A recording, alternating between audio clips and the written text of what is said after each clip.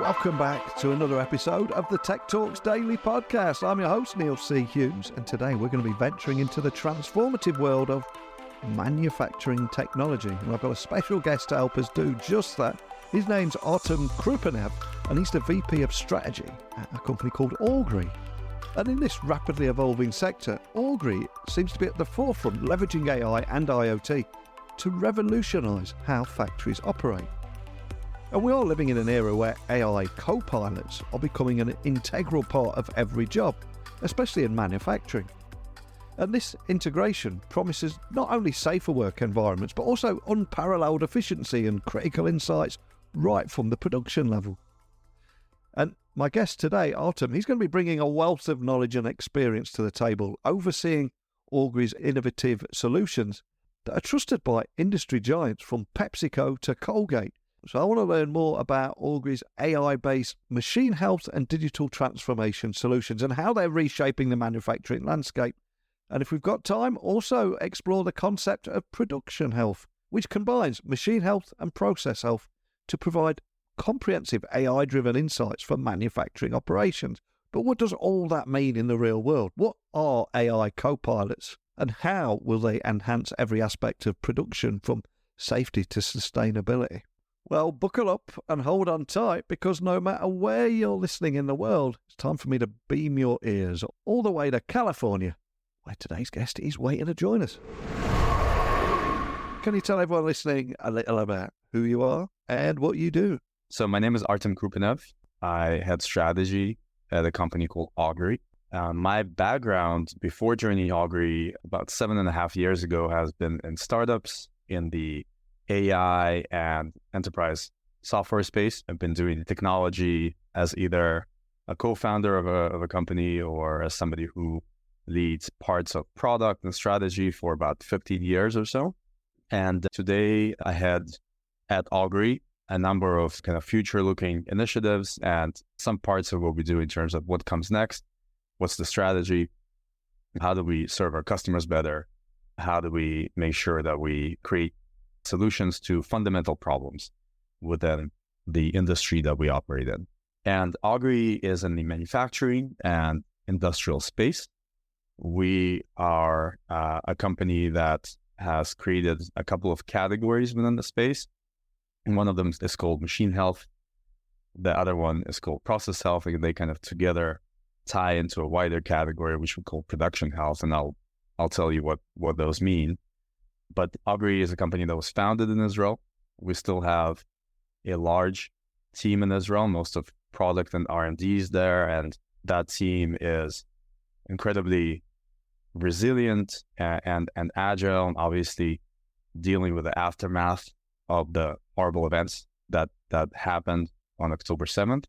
And we also have a sizable team in the United States and a good number of people in Europe and in other places.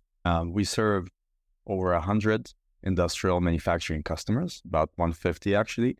And some of those companies are the largest manufacturers that you know, companies like Coca-Cola or Pepsi or Colgate, or chemical companies like DuPont, companies in the building materials space, pharmaceuticals, energy, oil and gas, and a number of other spaces. And we also work with the manufacturers of the equipment, manufacturing equipment itself. Companies that manufacture the motors, the pumps, the compressors, and other types of equipment that are used to manufacture and produce things. And so that industry, manufacturing and heavy industry, is not really at the forefront of what most people think about, but there's no doubt that the industry is what powers the economy, what enables us to live the lives that we live, and, to have light, to have water, to have the basic goods and things that we need day to day. And the machines that are used to produce those things and to run those factories are kind of humming along across the world. And a lot of the times they break down. And a lot of the times it's almost impossible to predict or to prevent that failure. And this is the problem that we're addressing. Can you predict machine failure before it happens? Can you accurately tell the maintenance people, the reliability people, how to fix that problem before it becomes a difficult problem that stops production. So that is a problem we're solving with machine health. The other problem in manufacturing and industry, how do you optimize your production process to make sure that you produce the highest quality, the best product every time? And when you think about a production line and production process, the process of optimizing the output of that process from the input all the way to the output is called center lining, or you have a center line of what is the optimal performance of that production process. And so with process health, we're actually automating and predicting what the optimal center line for production process would be. So now we can accurately predict and prevent machine failures that are detrimental to production.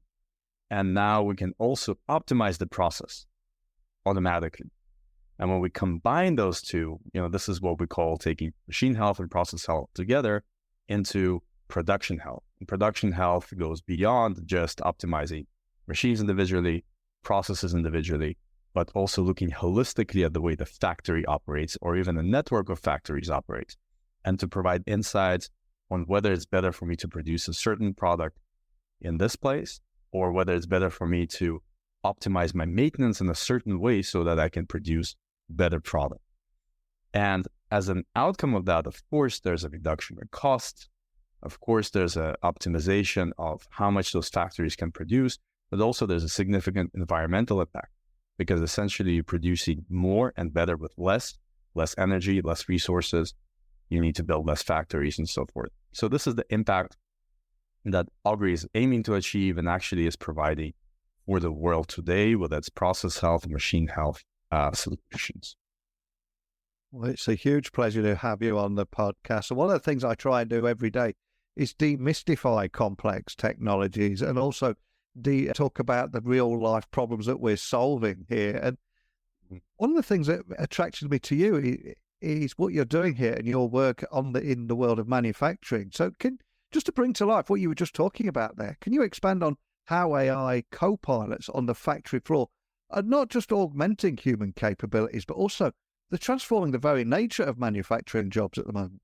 Absolutely. So I think when we talk about AI or AI co-pilots, especially recently in the last year, people like Reid Hoffman, talking about that every role, every job in the near future or kind of midterm future is going to have an AI co-pilot or an assistant that will become part and parcel of how we work.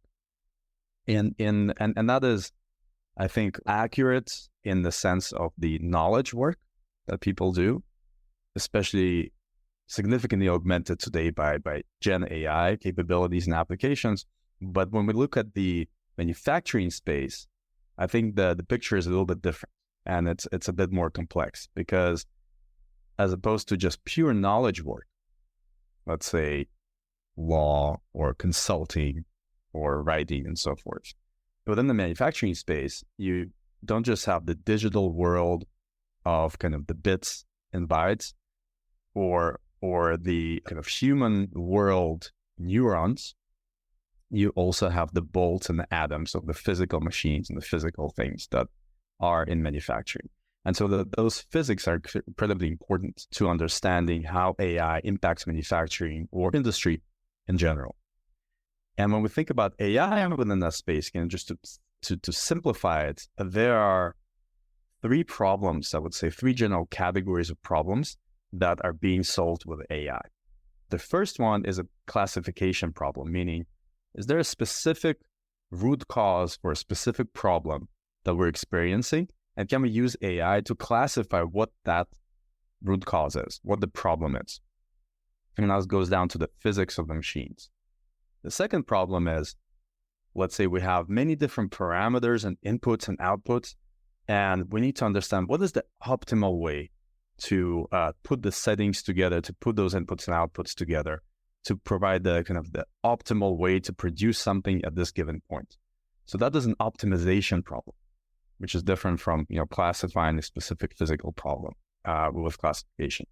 And now we have a third kind of capability especially with Gen AI, where we need to generate something. So generate something new, for instance, understand text and then generate an answer that is readable for a person, or understand many different contexts and then provide an answer that's based on many different contexts. It's not clear cut, but there's some nuance into it, which is really the problem you would solve in human language, right? And understanding multiple contexts, multiple nuances, and then generating an answer that a human can understand.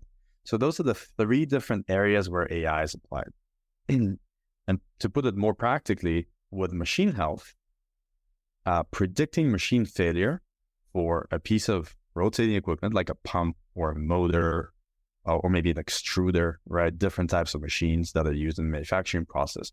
That is really a problem of classifying what that failure is and predicting it very accurately. And with machine health, we are able to do that with 99.9% accuracy, so almost 100% accuracy. In fact, the machine health algorithms capabilities are so accurate, we guarantee them with an insurance-backed guarantee, meaning that if Augury is monitoring the machine and it fails on our watch, if you will, we can pay to repair or replace that machine. So that is the problem of machine health. And if you think about the application of AI to that task of predicting machine failure or avoiding machine failure, we have reduced the cost of performing that task with AI by an order of magnitude, somewhere between 10 and 100 times. And if we look beyond the cost here, another area that we don't talk about enough is the impacts on safety and efficiency. So can you expand on how AI co-pilots can contribute to creating safer work environments, and also maybe provide a few examples of how their presence has directly led to enhanced safety and efficiency on the factory floor? Absolutely. So if you look at, and I kind of started to dive a little bit into machine health or even, going to process health, when you are able to understand exactly what's happening with your machines and to optimize them in a way that avoids failure or to fix them exactly the right time, there's a lot less exposure of people to equipment that many times is dangerous to be next to, right? Or to perform a physical inspection on.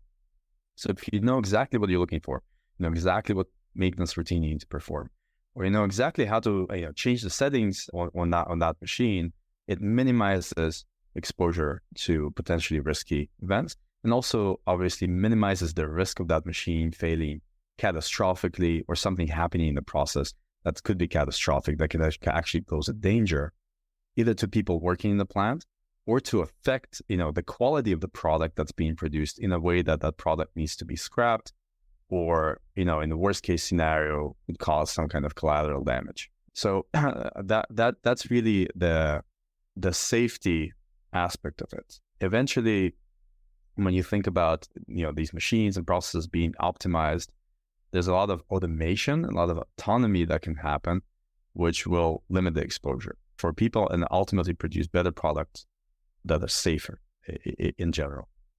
And this spans, as I mentioned, both the health of machines, but also the health of the processes and the production. And before you came on the podcast today, I was also reading about your vision of every job having an AI co-pilot within 5 years. So I've got to ask, what do you see as the primary drivers and equally barriers to this widespread adoption in the manufacturing sector? So first of all, when we think about, I kind of mentioned the different applications or different problems you can solve with AI, whether we're classifying a problem, we're optimizing a process, or kind of generating new information. I think that, the application or use of AI for figuring out and classifying problem has been quite widespread already. There's quite a lot of adoption of AI in that sense.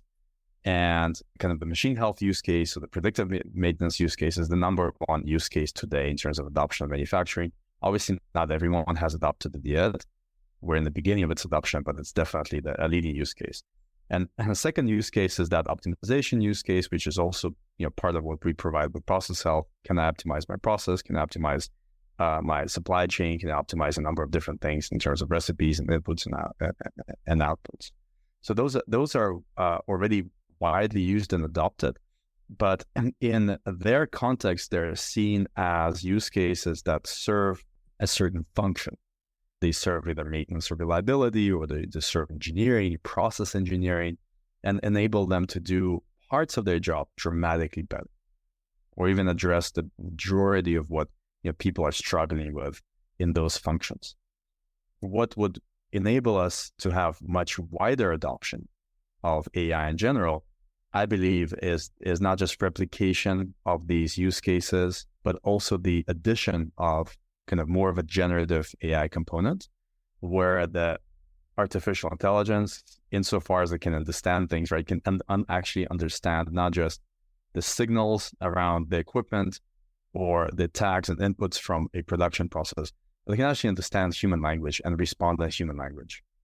And not just to serve as an interface to answer questions about a specific problem, but also become kind of like an agent that can help drive a work process.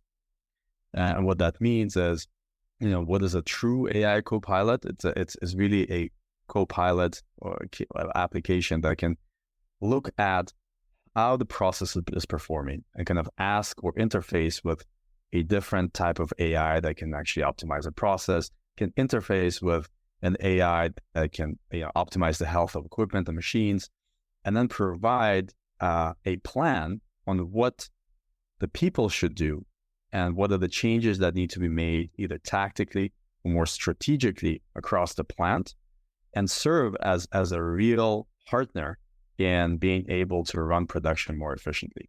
So that is, when we talk about AI copilots, or at least when I speak about them, I mean not just the ability to identify problems or help perform certain tasks better.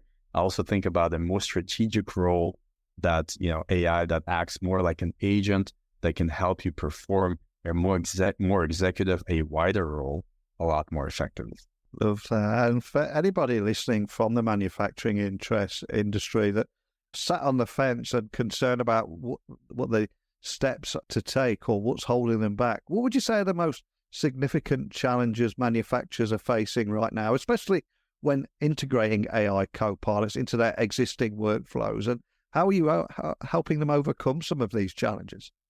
I think there are a number of kind of drivers and barriers to adoption, right? The first piece is that, some of the functions, like, again, taking maintenance and reliability, there are solutions like what Augury provides that solve a very, very fundamental problem for them. And so once they see the benefits of it and see it actually working and get over the initial trust factor, anxiety of, will this work for me? The adoption is very rapid, right? So I think that in some cases, like with machine health and process health, trying and seeing is believing. And you can also understand people in manufacturing are, mostly engineers and people who are, don't necessarily trust new things that might break the way their process works or the way their workflow work, because there are real consequences to that. So, a lot of people in manufacturing are risk averse for a very good reason. And so this is where actually showing and trying and utilizing goes a very long way for adoption, because then once that trust is established, it becomes a part and parcel of how they work.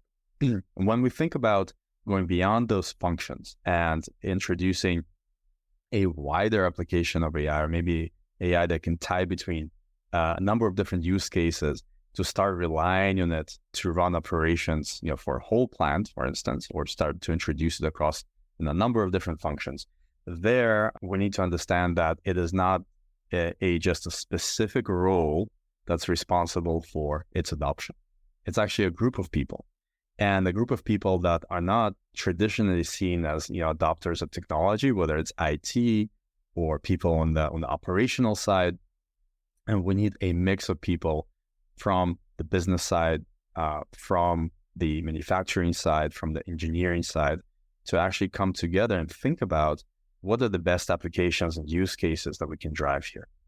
And then from there, success begets success, right? So, from there, you can also start replicating those. So where we've seen really the best widespread adoption of AI is a clear strategy and a clear vision that comes from kind of the corporate level, where some applications like predictive maintenance, machine health, or process health, you bring in the best solution you show that it works, and it gets adopted. And then at a higher level, you want to tie between those use cases. You bring a cross-functional group together in order to be able to drive that and kind of drive the wheels of adoption within the organization itself. And so that's, I think that is really the way that we've seen it work really well. And then how do you, one of the most important parts is, can you measure its impact? And how do you measure that impact? So for machine health, process health, the impact is very tangible. There are immediate savings. There's an immediate increase in capacity. It's very clear, and it's very easy relatively easy to calculate if you understand the economics of your production process. Once we get into newer use cases where, for instance, we're tying between the reliability use case and the process use case, or the way we manage our workforce, or some other workflows that we want to introduce, there you also need to make a good business case for why do you think it will work, and then you need to drive that and try it, and then only then really it becomes very apparent why that use case is essentially useful and beneficial for the organization versus another use case that might not be. So you need a bit more of a innovation approach and a bit more of an iterative learning approach where you can essentially fail to learn. So as AI co-pilots inevitably become more prevalent, how do you anticipate that they will affect the labour market and indeed the skills that workers will need to thrive and to continue to thrive and survive in that manufacturing industry too? So what's interesting about the manufacturing industry, especially when we talk about in a kind of manufacturing in the Western nations, there's a tremendous lack of skilled labor today. Mm. And I think that is a problem that is not becoming smaller. It's actually increasing with time as we want to expand manufacturing in Western nations and invest more in manufacturing there. There's just a problem of labor, right? And not just a problem of cost of labor, there's a problem of finding the right people. In general, what we've seen is that actually on the production floor, the applications of AI like machine health and process health, they significantly augment the people's ability to do their work. They don't replace it, but you are able to do a lot more, and you have a lot more agency. And you're as a manufacturing worker, you're a lot more empowered to make decisions that otherwise you would not be able to do. AI can serve as that advisor to help you make a decision that otherwise, or in the kind of traditionally, you would have to go up to management or ask an engineer to get involved to figure out that problem. You no longer have to do that. So I think AI at the production floor level is incredibly powered. What we've seen, which is another kind of paradox, is that the cost of doing some of the white collar work or engineering work within the space has actually been reduced more dramatically with AI applications than blue collar work, right? When we talk about blue collar work, we're talking about actually turning a wrench or physically doing maintenance work on a machine or operating that machine physically. The cost of that work has not been reduced with AI, and over time it actually has increased because of the labor shortage. But we have seen more dramatic decreases in the cost of doing specific tasks in terms of knowledge and engineering. So, AI and specifically generative AI, I think is affecting engineering functions and white collar functions much faster at a much higher rate than it is affecting blue collar functions. And what does that mean? It means that now engineers and people who perform management functions have a lot more scale because some of their tasks are a lot easier to do. And they have to kind of evolve with the roles that they have to be able to take advantage of this new power and these new tools. We still have a shortage of engineers in manufacturing, that's for sure. But I think we can get a lot more, with those engineers can get a lot more done now with the applications of AI. And also, I think for a lot of companies, probably they don't realize this right now, but they kind of level the playing field in a lot of cases. There are some companies that have large engineering teams, that have a lot of intellectual property, and have invested a lot in our manufacturing process. Now you can have a smaller engineering team that's highly leveraged with AI co-pilots and applications. You can actually do a lot of great development. You can do a lot of great optimization for your production manufacturing with what traditionally take a much larger engineering team. Love that. And obviously we're at that time of the year where every business is looking at the following year, life in 2024, strategic priorities, etc. And I'm curious, you've been on an amazing journey. How do you plan to address the continuously evolving needs of the manufacturing industry? Because it's moving at such a rapid pace, isn't it, the speed of technological change right now? Yeah, I think that we are fortunate to have amazing customers that are also great innovators in that space, and also are fortunate to have an amazing team that is really not just innovative, but I think has pioneered quite a number of those technologies that we're talking about right now. For us, technology, whether it's AI or other technologies that we're deploying and innovating around, is not just something that we accept or adopt. It's something that we believe we have a role in leading and defining. So I think from that perspective, we're in a very good position. And we have a pretty strong vision in terms of what value we can provide for the industrial manufacturing space. That vision is rooted in very useful, very tangible insights, and also very accurate and reliable insights that we can provide the functions within manufacturing.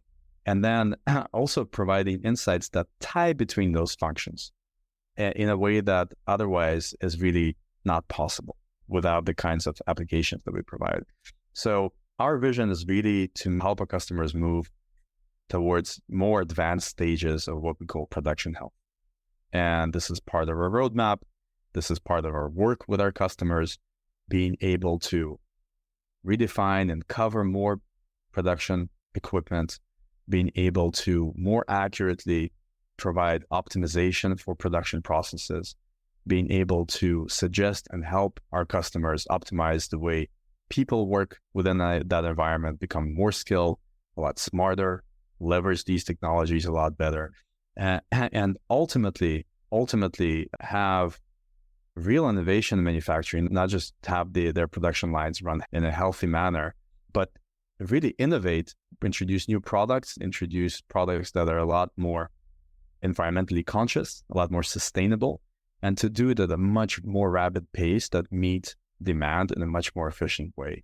And I think that's the real revolution that we're helping drive and contributing to in our own humble way within manufacturing. And that's part of our vision. And we're really fortunate to be able to contribute to it. And again, with one eye on the future, I'm curious, how do you envision business leaders leveraging hybrid intelligence to make more informed decisions? And is there any advice that you would leave anyone listening to that might be hesitant to adopt these new technologies? So I think that this notion of hybrid intelligence is at the core of what we do, right? Yeah. We kind of talked about utilizing AI to solve problems, but AI does not solve problems by itself. And in fact, especially within the manufacturing space, human expertise and human decision-making augmented by AI in a way that doesn't just, provide answers, but also learns from the experience, creates this virtuous cycle, virtuous loop of learning and becoming more accurate, becoming better, becoming more scalable to solve these larger and larger problems. And so that's what we call hybrid intelligence. Essentially, it's people and human expertise together with AI to enable people to do their jobs better. I believe that is absolutely the right approach. So the first piece is, when you think about the first piece of advice, I would say there are technologies that are proven to work, like machine health, like process health, that provide a significant advantage, that work right away and provide value right away and provide, clear ROI of, 3x or 10x in many cases. And so starting with those is going to provide a lot of tailwind in order to be able to move other initiatives forward. Because once those things work, People get it. Okay, this is an AI application. It works really well, provides real value very quickly, easy to adopt. Great. And then you can start building from there. And the other piece is, going back to hybrid intelligence, is that let's not think about AI as automation. Let's think about AI as autonomy. Autonomy for certain parts of our process, or certain parts of the way we operate, but more importantly, autonomy is really empowerment for our people. And how do we make them better? Not just how do we make a certain process better, how do we make the people that we have and are going to have in manufacturing a lot better with the technologies that we provide. And the manufacturing sector has been accused in the past of being maybe a little slow of embracing digital transformation, but what factors do you believe are now actually accelerating the adoption of things like AI, IoT, hybrid intelligence, and so many other tech-based solutions? I think today, just looking at our customers and speaking to a lot of people in manufacturing, we are kind of over the initial hump of being hesitant with trying and starting to adopt some of these solutions. But definitely there's a long way to go for widespread adoption. Part of that is because of some of the traditional mindsets that we have. Part of that is because of technical issues. We have a lot of legacy systems and platforms, legacy ways of working, and sometimes new technology requires us to do something different. And part of that is kind of the way some of the platforms or some of the systems or applications have been traditionally introduced into the manufacturing space. There's this notion that, you need to upskill the people, the workforce, to be more digitally savvy, right? So they can learn how to utilize software or cloud applications and so forth. And I think that specifically is a dated notion. I don't think we need to upskill our workforce. I think we need to create applications that are so simple and so easy to adopt and so straightforward that people just start using them. And there's no manual for TikTok, right? Or for Facebook. And so I think really the adoption piece from that perspective, the burden is on companies like Augury. It's not on the workforce. And it's not on the management of the workforce, right? It's on companies like Augury, just make it as simple as possible so it just becomes part and parcel, a natural part of how you work. So I think that's another barrier that companies like Augury help customers overcome. But then the other piece is, if you're introducing a technology, you understand how it works, does the company or the vendor, let's say, that provides the technology, do they understand what adoption actually means? Can they measure it? Do they have a sizable service team that is able to drive that adoption, help your people, really the users, adopt it? Do they understand what that means at scale? How do we adopt this technology at 50 factories or 100 factories? And does that vendor have the expertise to help you do that? And I think that is actually, 2/3 of what makes the adoption of technology or what makes the technology successful. It's about 30% or 1/3 is about the actual technology. And I would say it's 2/3 about, can you create the right plan? Can you get the right people on board? Do you have the right capabilities and service to drive adoption across all of your plants? And I think that's a very important element to look for in, let's say, a vendor or a company that you're partnering with when introducing technologies like this.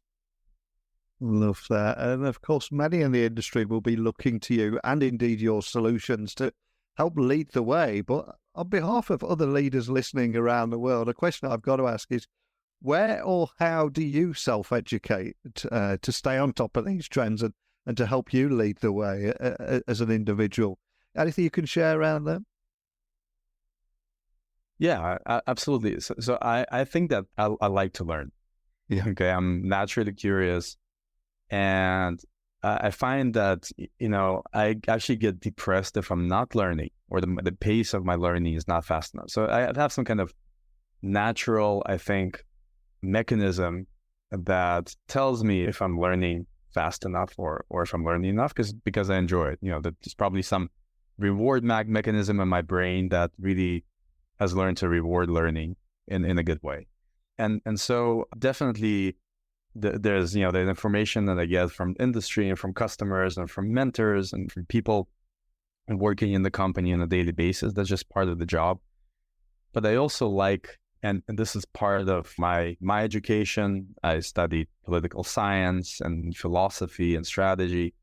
And so I like to take a historical perspective on things, and I like to read books that are not in the field, but fiction and nonfiction, that provide maybe a wider perspective, like history books and others. So I try to read a lot of books that are not necessarily from the industry, right? Aside from all the materials and all the things that I get about the industry itself and about technology. I also love to seek out, people who I would listen to, whether it's on a podcast like yours or some others who are, and not just authorities in their field, but kind of take more of a philosophical perspective. And I kind of take a longer term perspective. I connect to that, and I learn more from that than just something that's a little bit more purely technical. I like the narrative that's around that. And the third piece, I think that the body and mind are connected. And so I'm into martial arts. I've been doing jiu-jitsu for quite a while. And I think the process of specifically a martial art like jiu-jitsu is that you learn a lot by doing, but you also learn theoretically. And, they say you kind of enjoy the process. I think it was Anthony Bourdain that said, I'm never going to be, a black belt, but I enjoy the process of sucking a little less every day. And so that, to me, that just means that putting myself in a position where it's incredibly difficult physically, but through that process, I'm just getting a little bit better. And as hard as that is. So I think that putting myself in a position where it's not my comfort zone, I'm not great at it maybe, and there's a lot more to learn. I think that's important for learning too. Well, that's a beautiful moment to end the podcast on today. But before I let you go, for anyone listening wanting to find out more information about you, your company, the work you're doing, where would you like to point everyone listening? Absolutely. So it's simple, augury.com, and feel free to reach out. Well, I'll add a link to the show notes so people can find you nice and easily. And I just love chatting about how, yes, AI co-pilots are already transforming the factory floor, both now and moving forward. And for me in particular, I just love hearing more about how you believe that in the next 5 years, every job will have a co-pilot at its side, but you demystified it, put in a language everyone can understand. And for manufacturers, this ultimately means safer work environments, critical insights, everything needed to maintain efficiency at the production level. And for me, that's what it's about. It's not the technology, it's that problem that you're solving. So thank you for sharing that story with me today. Thank you so much for having me. Really appreciate it. And that's a wrap, everyone. Another enlightening episode of the Tech Talks Daily podcast is done. A big thank you to Artem for joining me on the podcast today, sharing his expert insights into the revolutionary world of AI in manufacturing. And together, we've journeyed through the landscape of modern manufacturing together and uncovered how AI co-pilots are not just a futuristic concept, but a present reality that's transforming factory floors. And as we move into an era where AI integration in every job is already becoming the norm, I think Artem's perspectives remind us of the importance of embracing these changes, not just for operational efficiency, but also for the greater good of our global economy and indeed environment. So please, everyone listening, I encourage you all to keep innovating, stay ahead of this ever-changing technological landscape. But it's time for me to go. So email me, techblogwriter@outlook.com, Twitter, LinkedIn, Instagram @NeilCHughes. Other than that, thank you for listening as always, and until next time, don't be a stranger.